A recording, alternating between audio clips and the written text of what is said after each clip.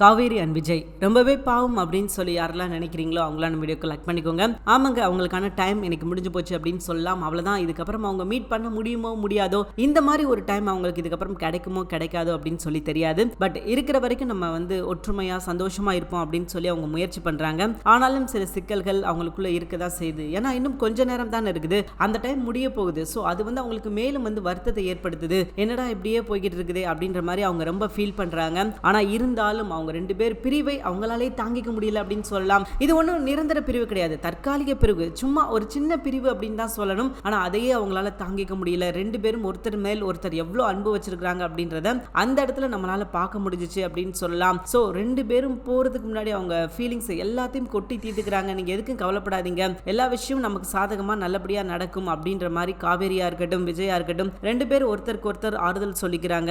அப்படியே கட் பண்ணா அடுத்த பகுதியில் ராகினியை காட்டுறாங்க. ராகினி வெண்ணிலாவுக்காக வெயிட் பண்ணிக்கிட்டு இருக்காங்க. சோ வெண்ணிலா கிட்ட பேசுறாங்க. என்ன சொல்றாங்க அப்படின்னா, நாங்க சொல்ற விஷயத்துல நீ செஞ்ச அப்படின்னா நிச்சயமா நாங்க உங்க ரெண்டு பேர்த்த சேர்த்து வைக்கிறேன். விஜய்க்கு வெண்ணிலா தான், சோ கன்ஃபார்ம். பட் நாங்க சொல்ற விஷயத்த நீங்க கேட்கணும் அப்படின்ற மாதிரி அவங்க சொல்றாங்க.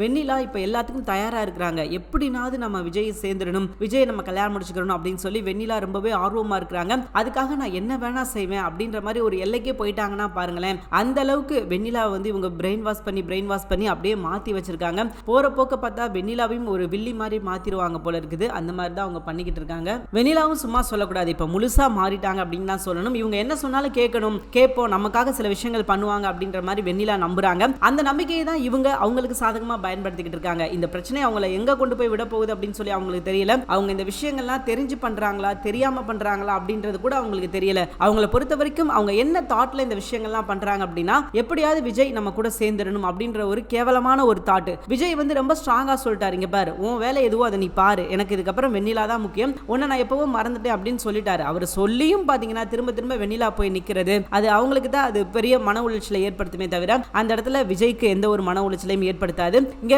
ஏற்கனவே சொன்ன மாதிரி தாங்க, ராகினி சொன்ன விஷயத்துக்கு சரி சொல்லிட்டாங்க. ஓகே ராகினி, நீங்க என்ன சொன்னாலும் நான் செய்றேன் அப்படின்ற மாதிரி சொல்லிட்டாங்க. ஏற்கனவே ரெண்டு ஆப்ஷன் வச்சிருக்காங்க. ஆப்ஷன் ஏ என்ன அப்படின்னு பாத்தீங்கன்னா, நம்பிராஜனை கூட்டு பெரிய பிரச்சனை பண்றது, அதாவது வெண்ணிலாவோட சொந்தக்காரங்க எல்லாத்தையும் வர வச்சு அதை வச்சு ஒரு பெரிய பிரச்சனை பண்றது, அது ஒண்ணு.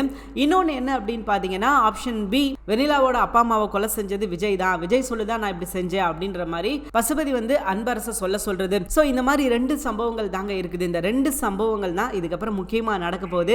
எதுல விஜயை வீழ்த்தலாம் அப்படின்னு சொல்லிட்டு திட்டம் போட்டு செயல்பட்டுக்கிட்டு இருக்காங்க. பட் விஜயை வீழ்த்துறது அவ்வளவு ஈஸியான விஷயம் கிடையாது அப்படின்றத கூடிய சீக்கிரமே இவங்க புரிஞ்சுக்கணும். புரிஞ்சுக்கிட்டாதான் நல்லா இருக்கும். ஏன்னா விஜயை பத்தி தெரியாம விஜய் கூட திரும்ப திரும்ப மோதிக்கிட்டு இருக்காங்க. விஜய் இவங்களை அடிச்சும் பார்த்தாச்சு, அவுத்தும் பார்த்தாச்சு, இதுக்கப்புறம் என்னதான் பண்றது அப்படின்னு சொல்லிட்டு தெரியல விஜய்க்கேமும். சோ அந்த அளவுக்கு பாத்தீங்கன்னா விஜய் கூட மோதிக்கிட்டே தான் இருக்கிறாங்க.